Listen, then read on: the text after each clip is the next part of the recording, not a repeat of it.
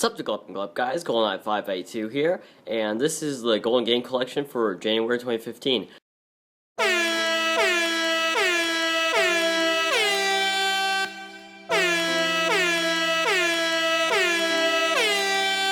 So yeah, I know, I haven't uploaded that many videos in a while, and I should probably do like a whole update video, probably just talking about what I will be doing with this channel, but and I know, yeah, I didn't do a November Golden Game Collection or December one, so you might be thinking that I'd stop that just like everything else I've done. But no, I'm trying to still do it, but when I try to record those videos, they end up bad, and I've still got to redo them sometimes, so I will upload something showing what games I got for those months later. But for now, this is January, and, well, no, January just ended, so this is the January Golden Game Collection. See you at the games. Alright guys, so starting off here is a game I never thought I would ever buy anytime soon, and that is Warriors Orochi 3 Ultimate for the Xbox One. So, this game is by Koei Tecmo. I think it's Tecmo Koei or Koei Tecmo. I'm not really sure, but it just says Koei right there. So, I'm pretty sure this has something to do with the Dynasty Warriors series, judging by it's called Warriors, and the gameplay is pretty much exactly the same as any Dynasty Warriors game I've played. So yeah, from what I know, it's based on the Dynasty Warriors series. So yeah, it's a hack and slash game. You just you have like control. Well, you don't really have control, but you're like general or leader of an army, and the army just like follows you around. But you basically just get to smash up the other army as much as you want. You can like you're so like overpowered compared to basic units in the game. The game is all just about hacking through, just absolutely smashing just regiments of like enemies. And as you can see from here, there's like a whole bunch of characters right here. This game actually has, I think on the back it says like 140 plus characters. Let me see if I can find that here. Yeah, oh yeah, 145 playable characters in the game. From Ninja, including some from some other franchises like Ninja Gaiden, Atelier, and Soul Calibur. That's awesome. But I haven't played that much of the game, but the basic gameplay I know from a lot of people, what other people have said too. The game's kind of repetitive apparently, because like it's like this mostly the same kind of stuff. But I don't know, I kind of like it, because I mean it's always fun just to blow stuff up, and in this game you just get to wreck everything. So I just find it fun, and I like it. I would recommend it, but if you don't like sort of repetitive gameplay, then it's probably not for you. But I like it a lot. I play it. I come back to it like every few days just to play it for a couple hours, because I just find it really fun. Oh yeah, also I should talk about the story in this. I'm not really sure if the story is actually really interesting or anything, but most of it is fully, I can't say fully because like most of it, but okay, most of it is voice acted. But it's like Japanese voice actors. But I think that's kind of like, I mean, it's not just Japanese voice actors. Like all the like spoken dialogue is in Japanese, I think, or like some of it could be in Chinese, but I'm pretty sure it's all Japanese. But I mean, I wouldn't really know the difference, but I think that's fine, because like it gives a sense of like authenticity to the characters, because like like characters that are based off like Japanese and like Chinese like generals and stuff, so they wouldn't be speaking English. But I mean, it does have like everything written out in English, so you always know what they're saying. But I don't know, I kind of like how they did do that, but how they did just keep in the Japanese voice acting in. But also the like story is based around like the characters, they're like going up against this like Hydra, which is like, if you don't know, Hydra's like a mythical beast with like a bunch of heads, and like every time you chop off a head, another one appears, or like two more appears or something. So yeah, they're going up against that, and they cannot beat it. They're like way not strong enough. So the Hydra got also backed up by a demon army. So then the characters are defeated in battle against the Hydra. Then some like spirit woman takes them back in time, and then before they actually fought the Hydra, so they're all okay, and their army's still there. So then they take that army, they go back in time, they save all these other heroes, because they all died somehow, I guess. So they save all the other heroes, and they just recruit them to their army, so they can build a huge force of 145 characters to take on the Hydra. So yeah, that's basically the story. I don't know, I find it kind of cool, I guess, because like time travel thing is like you go back in time and save a guy by changing events by being there and winning. So I don't know. I just like this game. I don't know. I'm not really sure if it's really good or not by any like real like I don't know critical means, but I like it. Next up is a game I really do know is good because it's awesome. This is Tom Clancy's Rainbow Six Siege on the Xbox One. Now this game also comes with Rainbow Six Vegas and Vegas 2 for free. I played a little bit of Vegas 2 and I played normal Vegas at my friend's house before. They're both fine games. I don't really know if I would like talk about them really in this, but I don't know. They're very similar because it's the same series and stuff. But anyway, let's talk about Siege. So Siege is like the title implies. It's like a game where there are 2 teams of 5, and it's multiplayer based. Really, it's mostly just multiplayer. So there's 2 teams of 5. And they each have like special operators that each have a different ability. Like the attack operators always have like an ability, but the defense operators always have something to no, I should say it like this. The defense operators will have like ability, some kind of special defense they can use, but there will always be an attack operator that can counter that. But since there's 10 attack operators and 10 defense operators, there's a chance that someone may not get something that can counter it. So like it's not always like you're not always going to be countered. I don't know what I'm saying, but you probably get the idea. So yeah, there's the like operators and stuff, and by the name Siege, like just based off that, there's like a bit like okay, I should say it like this. All the maps in the games are like interior areas, like building and stuff. The attacking team will spawn outside the building, and they have to like breach in and like find the objective, whether that be a hostage, or like bombs, or this just area they have to capture. So I think this game is really fun because it's a really tactical game. You have to take it slow. They have like more not completely realistic, but realistic-ish damage. So you can't take 10 shots and be fine. You can take like maybe 2 shots and be fine, but not like 3 or 4. You're dead after 3 or 4. And it's like shotguns one-shot everything if you're up close. So this is a dangerous game with like, and you only have 1 life, of course. You can get downed, but people can like bring you back up, and you won't be like at full health or anything if they bring you back up. You'll still be pretty low. But yeah, I just like this game a lot, and the terrorist hunt mode is pretty cool too because they actually have like the siege mode where it's where you're like in defense. Like they had like a different mode which is like just from this game, so where it's like in defense, so you're defending the building from the terrorists, and then or no, you'll just be defending the hostage from the terrorists. But then they all have like classic terrorist hunt, which is just infiltrating the building and getting everyone out. So yeah, and there's a lot of variety too, because it's not all just like, well, I say buildings and interior areas. It's a lot like houses and stuff all the time. There is a house map, there's a bank map, there's an airplane map, which is really awesome. There's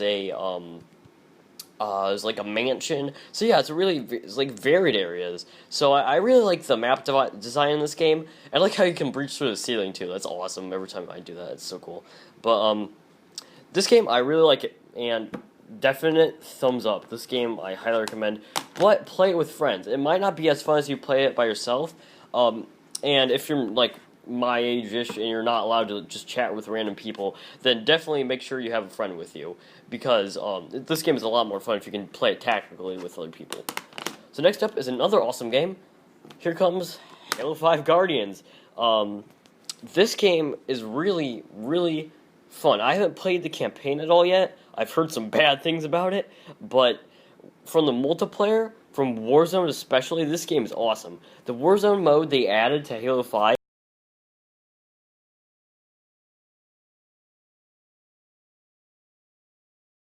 team, but there's 2 teams plus the Covenant and the Prometheans, which are just AI controlled, and they'll be around. And the 2 teams can kill the neutral alien guys, and then to get points that way, or they can fight each other. The 2 teams can fight each other to get points too. And so in that regard, it's kind of like a MOBA, but it's kind of like a MOBA mode, but it's really I think it's really cool because you can get the requisition points and stuff, and the requisition cards, and then you can use those to just like spawn a tank, and then you can just have a tank and actually use it in multiplayer without having to like wait until no one sees a tank and then you just grab it. But yeah, you could actually just spawn like a scorpion tank or mantis and just get in that and blow people up. So yeah, I really like the Warzone mode. Another new mode they added to this was an esports oriented mode. I think it's called Breakout. Yeah, I don't know. I don't know if that's one of the maps or what it actually is. But it's a mode where you have one life, kind of like Siege. But I like it because it has like some kind of like virtual reality themed maps. Like they're not like really based on areas. They're just like sort of like they look like a simulation basically. So I really like the look of those maps. And you'll like go in, and there's like you can. I really like just the way you play it because you start off on like completely equal. Especially if you don't know a map, you'll just be like standing there, and there's other guys who like start off completely equal. But then it's like fighting over the like weapons, like trying to get to the good weapons first that are in the map, and trying to pick them up so you can beat the enemy. I don't know. I really like that mode too. So yeah, and there's like basic multiplayer modes like just team deathmatch and like capture the flag and stuff. But I really like this game. Also, I have not played the campaign yet. I know a lot of people say it kind of sucks, but I'll play it co-op maybe sometime if I can with any of my friends who might have this. But I don't know about the campaign. But the multiplayer, I can tell you, is pretty good. So if you don't want to play it for the campaign, try playing it for the multiplayer. At least try, because it's awesome. So next, shout out to my buddy Noah. This is Dark Souls. This game is awesome. He got me this for my birthday. So Dark Souls is, if you haven't heard of it somehow, it's a super hard difficulty game where it's like really combat oriented. You would have I'm not really sure how to describe it, but I'll just tell you this game is hard, and I will tell you about it by sharing this one experience I've had with the game. So I beat the tutorial area, and I got to the first area of the game that's like part of the like actual main game. So I get to that area, and there's an NPC there, the first NPC. Well, not the first, I don't think, but like the first guy NPC in that area. And he so he talks to me, and then I'm like, after I'm done talking to him, I'm like, oh yeah, okay. And then I just for some reason I just get an idea that I wonder what would happen if I hit him. So I whack him with my sword, and then he just says something, it's like some dialogue, and then he just does nothing. I'm like, oh, okay. And then I I was like, okay, I'm going to be an idiot and just whack this guy a few more times just for fun. So I just keep doing it, and then each time he has like different dialogue. So I'm like, is this guy actually supposed to fight you after a different a certain amount because do something because he's having like it looks like he actually recorded dialogue for this, which means it was intended. Like they knew someone was going to start whacking this guy and he was going to start saying that stuff. So then I just kept whacking him to find out what would happen. And then eventually he did get up. He drew his sword and shield and started to fight me, and I got wrecked. This guy had so much health it was impossible for me to take him down, and he was so strong it was basically impossible for me to defend against him. So, and then when he killed me, I respawned, but I respawned right next to the area where he is, and he kills me again, and again, and again, and over, and then I'm like, oh my gosh, I gave up, man. I'm sorry, I should have thought about the consequences before I struck you with a sword, 10 times. So then I just basically gave up trying to beat him at that point. I looked online for another way, and I found out this one guy had the same problem. He got rid of the guy by going to a nearby cliff area, just dropping off the cliff, and he said the guy will be so ticked off at you, he'll just jump off the cliff just to follow you down there. So I was like, oh really, that sounds kind of funny. And then I did it, and it worked. The guy just jumped right off. He was no concern for his life. He just wanted to put his sword through me more times, I guess. He just really hated me. So yeah, that's how I got rid of him. He didn't respawn after that. I did though. But yeah, that's this game. I haven't actually really got past the part where I killed that guy, but that's all I can say. But I like it. I like you, Dark Souls. You're good. So moving on is something really that you would already know if you followed me on Facebook. So, yeah, you can guess. I'm going there now to show you it. Peace. Alright guys, here we are. This is the Nintendo Gamecube. I bought this from the awesome store Level Up here, and it was only $50. But I know like a lot of GameCubes are usually cheaper, but here's what I have to say here, because this was actually a good deal. I got the GameCube, I got all the cords, I got a free game, and I got free controller. So yeah, thank you, Level Up. Shout out to you. I don't know if you'd watch this at all, but you're awesome. Everyone, go to their store and buy games. But this I gotta say, the GameCube is a really cool system. It was. I did a lot of games that came out for it were they weren't really the same as the games in the franchises it's like games in like established franchises that came before. The games in the franchise would come out on this system, and they would be completely different, but they'd be still awesome. So, like examples of that are like the Wind Waker, Metroid Prime. Everyone thought those games would be terrible because they were different, but they came out and they were really awesome. I think. I haven't actually played Metroid Prime, but a lot of people say that game's awesome, so I really want to get that soon. But yeah, I really think this system is going to be good, and I can't wait to keep collecting for it. But until then, let me show you the games I got. Whew. Just gonna move up there. First up is Tom Clancy's Rainbow Six Siege. I got this because I was really excited about Rainbow Six Siege. I don't know. This game might not be that great. I played a little bit of it. The controls seemed a bit off, and the graphics weren't that good. But then again, this is a GameCube, but still. I don't know. I haven't really played that much of it.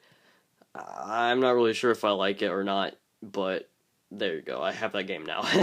Final Fantasy Crystal Chronicles, however, this game, I don't really know if I should like it. Just kind of like Warriors Orochi 3 Ultimate, but I kind of do, because I mean it's really simplistic, and it's like you get the feeling that it's a game meant for like littler kids to play, but I still have fun with it, and I don't know, judge me, but it's a fun game to me.